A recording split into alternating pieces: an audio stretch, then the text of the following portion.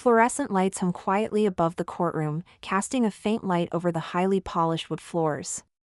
The air is heavy with tension, nearly palpable, as if everyone within the confines of the room is holding their breath.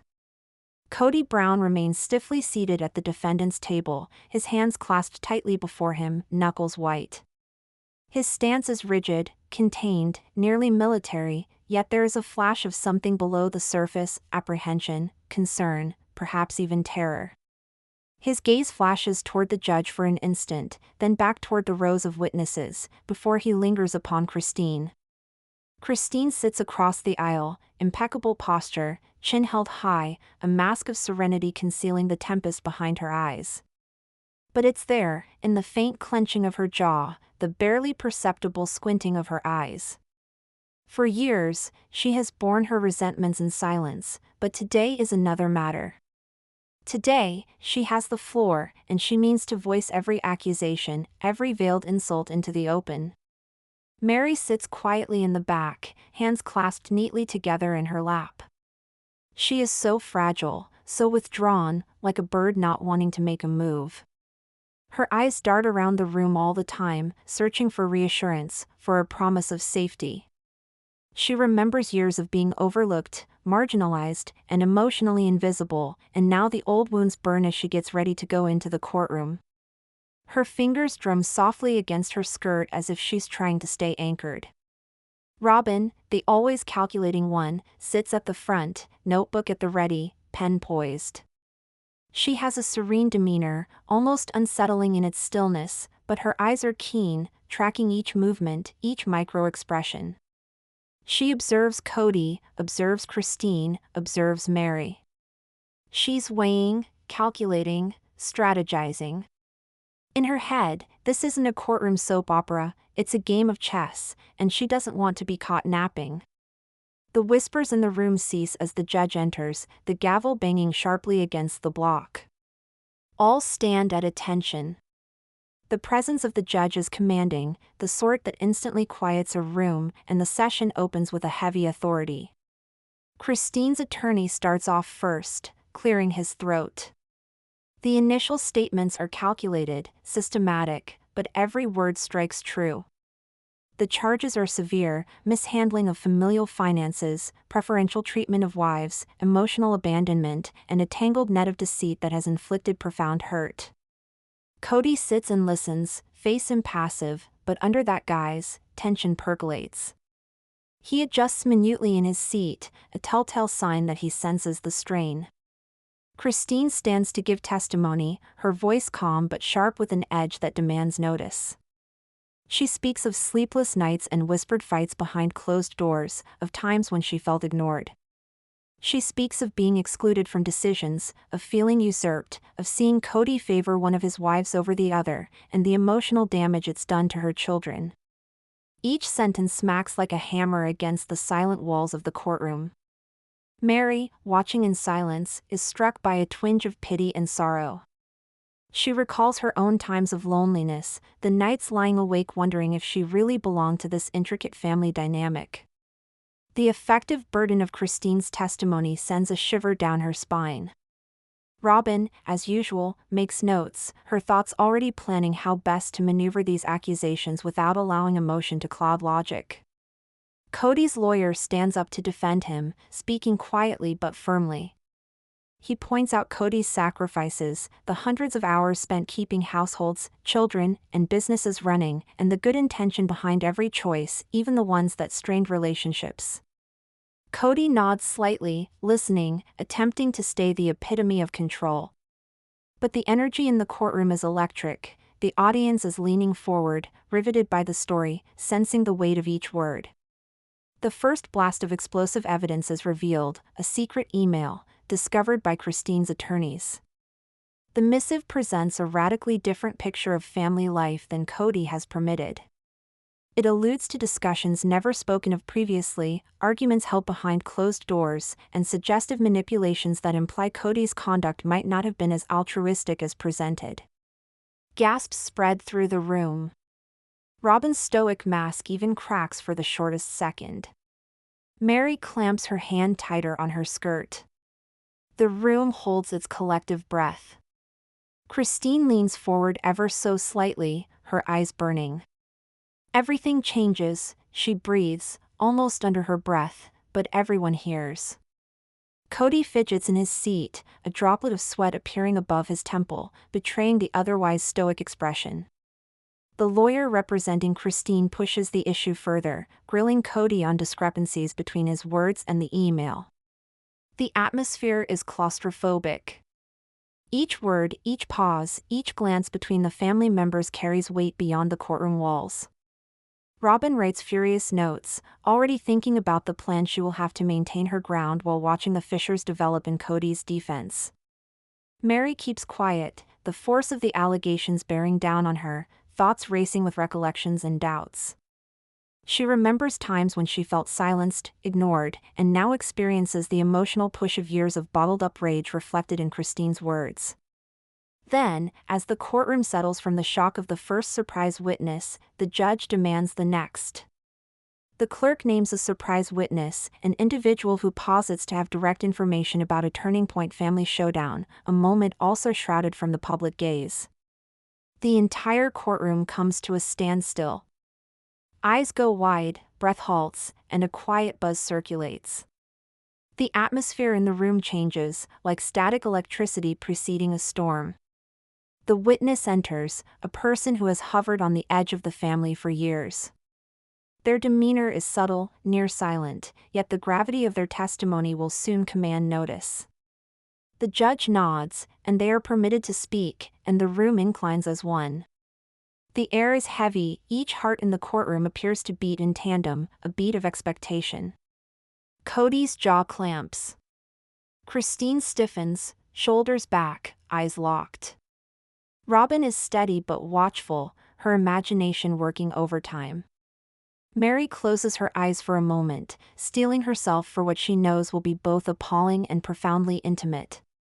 Each family member feels that this moment might alter the course of the case completely.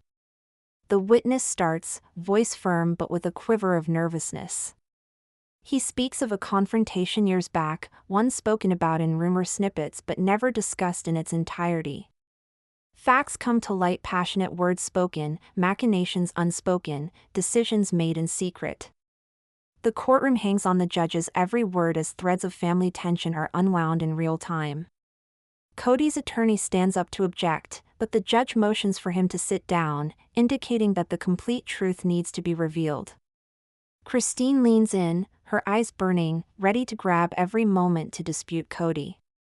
Robyn's pen darts across her paper, writing down everything, studying, plotting. Meri sits stunned, tears welling at the edges of her eyes as she hears stories that resonate with her own unspoken hurt. By the close of the witness testimony, the room crackles with tension. The secrets shared have rocked the family structure. Every minuscule movement, glance, and hushed phrase is rich with meaning. The first day in court has already altered the family forever. The courtroom is still abuzz with the surprise of the surprise witness at the last session. Whispers run through the room like static, and everyone's eyes are on the witness as they sit down at the stand. The judge clears his throat to restore calm and motions for the testimony to start. The witness, a family friend who has known the Browns from a close but unobtrusive perspective for years, swallows hard, hands shaking slightly. His voice starts soft, almost tentative, but as the tale progresses, it gathers force, clarity, and an inescapable gravity. Tonight, the witness starts, glancing quickly toward Kody. I witnessed words that were never intended to be heard beyond the walls of that house. I saw things that should never have occurred. The courtroom falls silent. Even the air feels heavier. Christine leans forward, gripping the edge of the table, eyes blazing. Kody's jaw tightens, the color drains slightly from his face. Robyn's pen pauses mid-air, her mind racing. Meri's fingers clench together, nails digging into her palms. Everyone knows this testimony could change everything. The witness recounts the night of a heated argument between Kody and Christine. Words shouted, feelings exposed, accusations hurled around the room in a flood of anger and pain.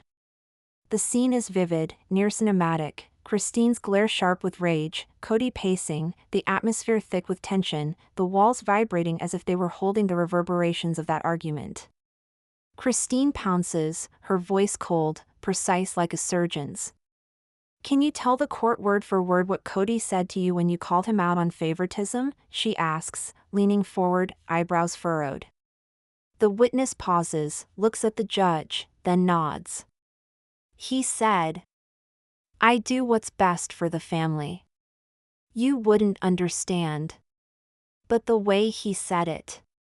It wasn't caring, it was controlling, dismissive." Gasps ripple through the room. Robyn's eyes flicker with calculation, she scribbles notes furiously, her mind already considering how this could impact her own position in the family dynamic. Meri's lips press into a thin line, memories flooding back of similar moments when she felt dismissed, unseen, and powerless. Even the judge leans forward slightly, the gravity of the words filling the room. Kody's attorney stands, trying to deflect, highlighting years of sacrifice, devotion to the family, and the intricacy of taking care of multiple households. He emphasizes that Kody's choices were never intended to cause harm, that intentions were as important as results. But the power of the witness's words eclipses these words. Each sentence, each look, each small flick of a hand speaks volumes more powerful than the lawyer's carefully crafted words. The witness goes on, describing the subtle machinations they witnessed, hushed arguments, surreptitious messages, clandestine alliances taking shape in the dark. "It wasn't just one argument," the witness states, voice resolute now, echoing across the courtroom. "It was years of tension, of favoritism, of things left unsaid that built a storm no one could ignore." Christine's lawyer presents a piece of evidence that had been carefully withheld, an email between Kody and one of the wives, written years ago, discussing private financial matters and subtle manipulations that contradict Kody's testimony.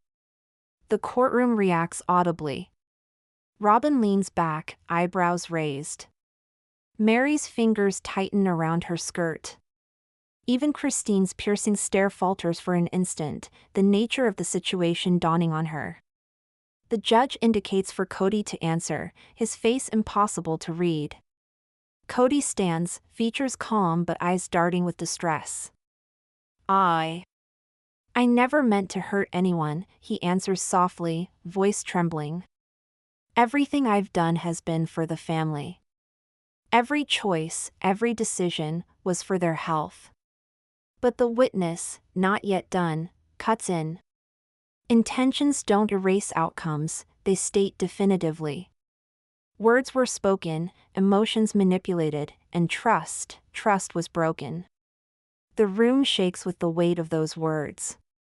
Christine slouches forward, eyes shining with triumph and vindication. Finally, she mutters softly, but vocally enough to carry an edge.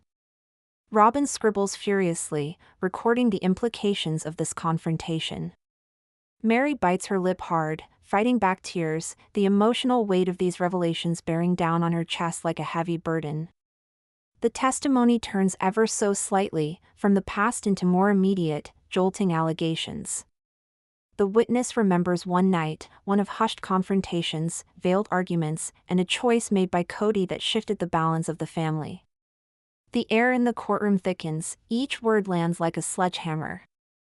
The recording starts. Kody's voice, personal and unguarded, dominates the room. His words, once private, now echo through the courtroom with undeniable clarity. He admits moments of favoritism, moments of oversight, moments where he acted not out of care, but out of control. Gasps fill the room. Christine's eyes widen, Meri's shoulders sag, Robyn's calm mask falters for a fraction of a second. Even the judge leans forward, absorbing the implications. Kody attempts to interrupt, stuttering as he struggles to clarify, to explain, to defend, but is stopped by Christine's attorney with a pointed motion. The courtroom waits, the burden of truth suspended in the air over every individual present. The tension mounts once more as Robyn shares a coy look with Kody, the unspoken question lingering in the air: will this family make it through these discoveries? Meri listens silently, taking it all in, the emotional strain leaving her exhausted but more attuned than ever to the secret cracks within the family she once considered her own. Then, in an instant, Kody's restraint shatters. He rises to his feet, pointing at a person in the audience. You know the truth. His measured tone now rings with desperation that charges the air. Heads swivel, gasps ring out. Onlookers crane their necks, eager to see the person Kody has called out. The courtroom erupts in a haze of whispers and redirected tension as the figure Kody called for emerges into the light. All eyes are fixed on them, every heartbeat in the room synchronized to the expectation of the truth. Kody's face is strained with desperation, Christine leaning forward, eyes flashing with hope and rage. Robyn remains serene yet vigilant, pen cocked over notebook, studying each expression, each micro-adjustment. Meri clasps her hands tightly around each other, preparing for the emotional tumult to come. The witness breathes deeply, voice firm but with a quiver of fear. I've seen things that you all might not want to acknowledge, they start, their gaze sweeping across the faces in front of them. The courtroom goes quiet, tension so heavy it's like a physical burden on everyone's shoulders. I was in many private discussions, times when words were wielded as weapons instead of bridges. Christine's eyes grow narrow, her body angling forward, hardly able to contain the tension. Kody's jaw sets, the firm stance he'd upheld ever since he entered the courtroom starts to falter. Robyn tilts her head to one side, calculating silence in her eyes, already weighing how this testimony might shift the dynamics of alliances among the family. Meri's lips press into a thin line as the memories begin to flood back, moments of isolation, whispers of favoritism, subtle dismissals that cut deeper than any open argument. The witness recounts a particularly intense confrontation. It is late evening in the Brown household, tension simmering after a long day of unresolved disagreements. Voices are raised, harsh words cut across the room like knives. Kody is shown pacing, attempting to exert control, as Christine calls him out directly on his favoritism, on the choices that have made some wives feel invisible, unheard, and emotionally abandoned. The tension is electric, every utterance of the witness creates a vivid image of the bedlam, the unvarnished emotion, and the profound fissures in the family structure. Christine grabs at every word, interrogating the witness aggressively, her tone an exact blend of outrage and vulnerability. Did Kody ever admit how his behavior hurt you? Did he ever really care about the harm that he had done? She demands, her voice slicing through the heavy tension. The witness swallows hard, hesitating. Not always, they answer in a low voice, but the seriousness of those two words like a clap of thunder shakes the room. Kody fidgets in his seat, eyes darting to Robyn, as though searching for some kind of reassurance or validation. Robyn's eyes don't waver, pen racing across the page, recording every detail, every fleeting change in expression, every hint of guilt or terror. Meri closes her eyes, attempting to catch her breath as tears threaten to fall, the emotional weight of the witness's words crushing her chest like an anvil. The evidence continues, exposing subtle manipulations and emotional currents which had been cunningly concealed. Hushed words, secret alliances, and flashes of favoritism are revealed, each one cutting through the courtroom like a surgeon's knife. Christine's face alternates between pride and disappointment, Kody's calm starts to break down, and even Robyn, ever the cool customer, lets a small frown crease her brow as the reality sets in. The diary is passed around, and Christine has no hesitation in recognizing it. Its pages, well-worn and cluttered with careful handwriting, show years of personal thoughts. Each one is raw, uncensored, and intensely personal. Christine reads aloud, voice shivering slightly, bits about nights spent alone, minutes of emotional abandonment, and memories of being invisible in the family. Words so long whispered in secret, now read aloud, knock the room with unyielding impact. Robyn listens intently, eyebrows knitted, studying not just the entries of the diary but also the responses of the people around her. Meri's fingers tremble as she clasps the pages tightly, memories echoing in her mind, stirring a deep sense of empathy and sorrow. Kody's face tightens, the controlled calm he'd maintained for weeks beginning to slip. Every word of the diary is another blow to the narrative he has tried to control, another crack in the carefully constructed image of his authority within the family. The courtroom falls silent, save the sound of Christine's voice reading aloud, every word measured with years of bottled emotion. I have always sought to be seen, heard, but my voice silenced. My presence disregarded. My emotions dismissed.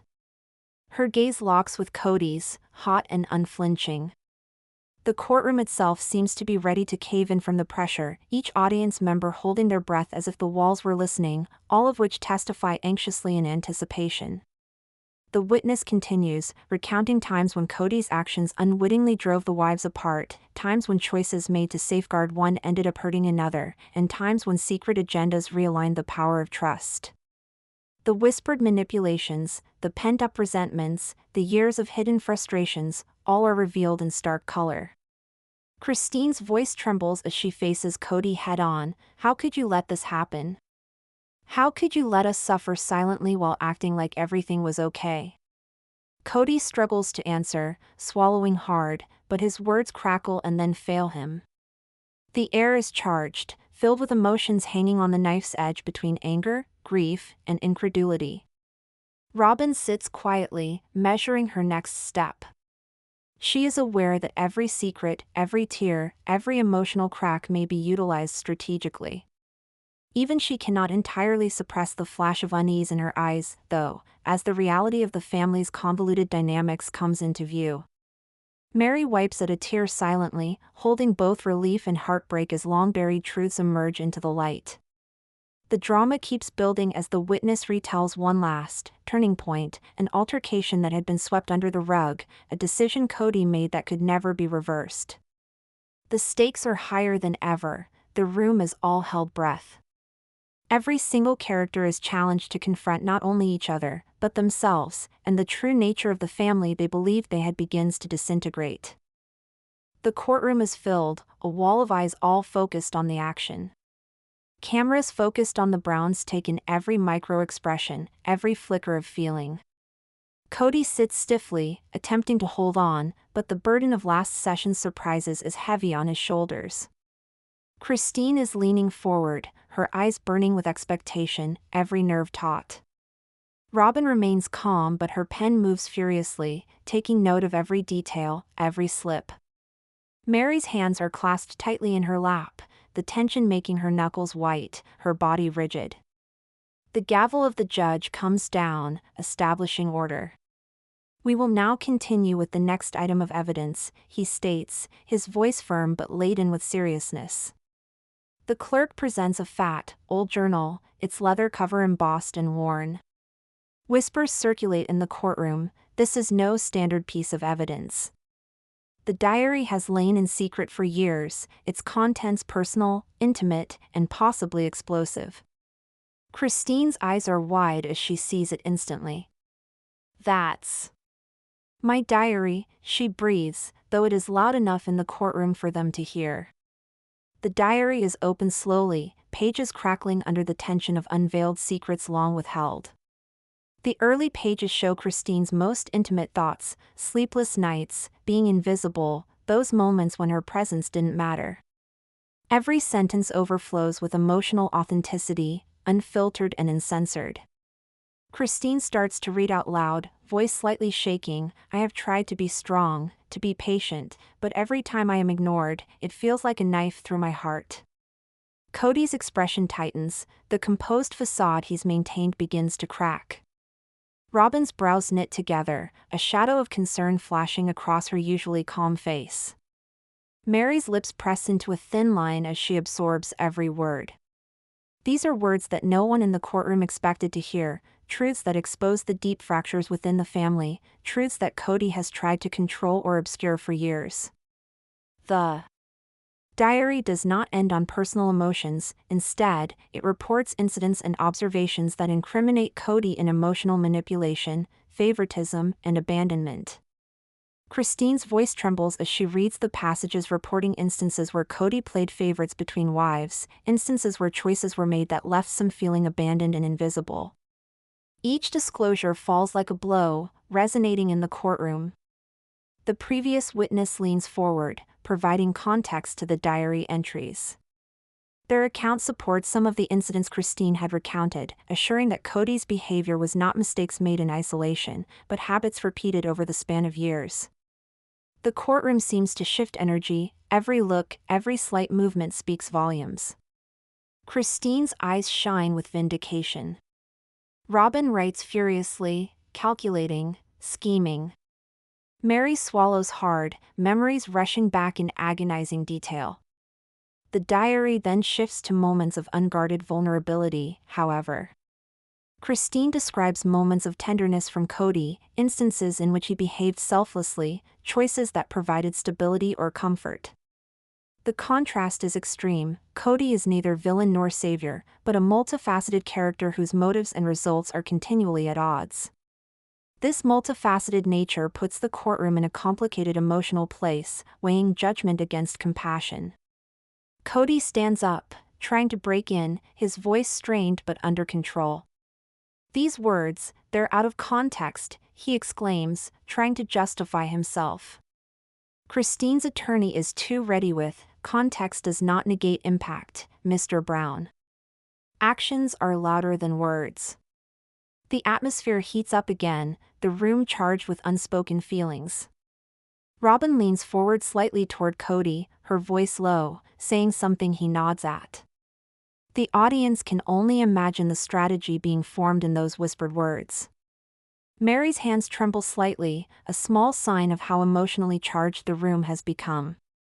Every family member is now fully exposed, not just to the court, but to the emotional realities they have tried to ignore. The recording begins, filling the courtroom with Kody's unmistakable voice. It's candid, private, unfiltered. In it, Kody confesses to moments of favoritism, of emotional control, and of decisions made out of a need to control and not out of love. Gasps circulate throughout the room. Christine's eyes grow wide, Meri swallows uncomfortably, and Robyn's pen lingers as she thinks about how this will change the dynamics of the family and inside the courtroom. The room sits in suspended time, each word echoing as a blow to the foundations of the family unit. Christine, rage and grief boiling over, stands up. "How could you?" she challenges, cracking voice but a fierce resolve. "All these years, faking care, faking everything was okay, while disregarding our hurt?" Kody swallows hard, attempting to keep his cool, but it's evident that he's disintegrating under the force of these new revelations. Meri sits silently, tears welling at the edges of her eyes, trying to make sense of the emotional tempest. Robyn's placid composure starts to waver as she understands that the careful maneuvers she has been plotting will not necessarily insulate her from the emotional consequences of these disclosures. The judge draws forward, the weight of the evidence evident, the air thick with tension as the story unfolds. The diary goes on, showing secrets kept even from the other wives. These pages depict a family of miscommunication, whispered betrayals, and covert alliances. Christine's readings confirm that Kody's choices had profound repercussions, affecting relationships in ways never openly discussed. Christine's voice trembles as she reads the last passage. It details an incident where Kody's actions directly caused emotional pain to one of the wives in a way that could never be undone. The courtroom is stunned, even the judge leans forward, eyebrows raised. Kody's lips press into a thin line, the facade of control slipping further. Robyn scribbles furiously, analyzing the implications. Meri's hands shake as she tries to steady herself. The atmosphere is charged with tension. All the actors in the courtroom are compelled to recognize the reality of the complicated family dynamics. The boundaries between victim and aggressor are lost, the court and spectators are left trying to grapple with the messy reality of human emotion, family loyalty, and long-secret information. The last day of courtroom theatrics has come, and the tension is palpable. Every seat is taken, cameras eyeing the Brown family snap every look, every flinch, every microscopic expression. Kody sits stiff at the defense table, shoulders braced, jaw clenched, attempting to emanate power, but weeks of exposure have taken their toll. Christine sits across the aisle, eyes sharp, body tense, prepared to face the outcome she has fought for. Robyn sits poised, pen in hand, analyzing, calculating, and measuring. Meri's hands are clenched tightly in her lap, her body trembling ever so slightly with anticipation and fear. The judge enters, his authoritative presence commanding instant silence. The gavel comes down on the highly polished wood with a crisp crack, ringing through the courtroom. "We shall now hear final arguments and deliver the verdict," he pronounces. The room falls absolutely silent, everyone holding their breath, the tension almost too much to bear. Kody stands first, his voice firm but with a hint of underlying vulnerability. "I recognize that the court was troubled by this," he states. "I understand that my choices have caused pain to some of the people I love most. Every decision I've ever made was intended to shield the family, even though I see now that good intention doesn't undo harm." His gaze scans across the room, resting briefly on each wife, looking for a response. Robyn's gaze remains unreadable, Christine's glare is sharp, and Meri's expression is a mixture of relief and lingering hurt. Christine stands tall, her voice firm but laced with feeling. "For years, I felt invisible, inaudible, and ignored," she tells the courtroom, her eyes sweeping the room. "This isn't just about punishment, it's about acknowledgement, responsibility, and finally seeing the hurt that has been inflicted." Her words weigh as heavy as every restless night, every hushed row, every moment she endured in silence. The courtroom is transfixed, drinking in the authenticity and naked emotion. Robyn's attorney stands up next, speaking in a calm and measured tone. He points out the intricacy of the family situation, Kody's efforts to be united, and the emotional subtleties that have existed in secret for so long. He contends that although there were errors made, the family's past is multifaceted, and things must be understood based on the dynamics of a complicated home with many obligations and high emotional costs. Robyn nods quietly, weighing the meaning behind every line that is spoken. The last witness to testify is one who has known the family for years, a mediator who has witnessed private moments, quarrels, and reconciliations. Theirs is testimony that is serene, authoritative, and deeply perceptive. They recount not only the conflicts but also the moments of care, sacrifice, and compromise each family member offered. The scale of culpability and sympathy is offered with complexity, making everyone inside the court rethink the story that they've had. The mediator's words hold special significance because they recount places where Kody's efforts to find an equilibrium in the household ended up doing damage by accident. They also admit places of redemption, places where emotional bonds were fostered and sacrifices went unseen. The testimony is multifaceted, there is no evil, only human beings working out a complex family dynamic. Meri finally makes a sound, her voice little more than a whisper, but heavy with emotion. "I've felt invisible for so long," she says, looking at Kody. "But I've also experienced glimpses of care, glimpses of times when he tried, even when he failed. I hope we can find a way to move forward." The courtroom falls silent, the words hanging over everyone with unexpected weight. Even Christine flinches, considering the complexity of truth and relationships. Kody's face relaxes ever so slightly, a combination of relief and lingering trepidation. Robyn's pen stops moving, her face contemplative. Christine slowly breathes out, tension in her shoulders relaxing ever so slightly, though her eyes remain ablaze. The judge leans forward, scanning notes and evidence methodically, set to render a verdict that must balance wrongdoing and intention, hurt and redemption. At last, the judge clears his throat, voice firm but weighted with authority. Having considered testimony carefully, evidence, and emotional context, this court acknowledges the intricacies and the hurt. While there has been some negligence and some favoritism, there have also been some moments of care, sacrifice, and love. This verdict was a balance between accountability and compassion. The judge goes on to stipulate specific consequences. Certain actions need to be handled with counseling and formal family mediation, household chores need to be redistributed, and an open line of communication will be established to avoid future confusion. It is not full vindication nor full condemnation, it is a settlement, a representation of things as they are. Christine exhales slowly, relief combined with persistent frustration. She's contented that she's been heard, that her pain has been understood, but the process has also shown her the extent of the family's complexity. Kody nods, taking responsibility where he needs to, understanding that leadership in this family isn't about control, it's about emotional responsibility.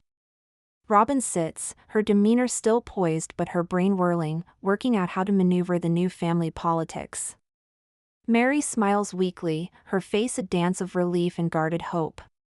The family members share unspoken glances, recognizing the anguish, the fault, but also the tentative moves toward healing and understanding. As the court proceeding ends, the family emerges from the courtroom, each step weighed down with truth and revelation. Kody walks with measured strides, occasionally glancing back at his wives, reflecting on what has transpired and the lessons learned. Christine's face is a mix of triumph and cautious optimism. Robyn's gaze is calculating, processing every nuance. Meri's shoulders relax slightly, the first signs of emotional release in weeks. Outside the courtroom, the sun shines brightly, casting long shadows on courthouse steps. Reporters whisper in the distance, recording every reaction, but the family moves as a group, broken but still held together by the common experience. The verdict is not just a legal ruling, it's an observation of the human condition, imperfect, multifaceted, and conflicted. The camera rests on Kody's face, a man who has led, failed, and attempted again, forced to confront both his limitations and potential for growth. Christine stands beside him, her eyes softened by the recognition of truth, yet sharp with the recognition of ongoing pain. Robyn and Meri stand on either side, silent witnesses to the aftermath, each with their own story of emotion.